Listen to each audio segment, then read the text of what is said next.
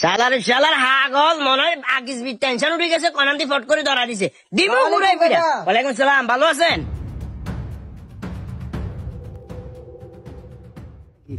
ওই কি রে তোর জমিনে তো নামা দিছি কাজ করবেন না, তুই জ্বরে কন্ডে।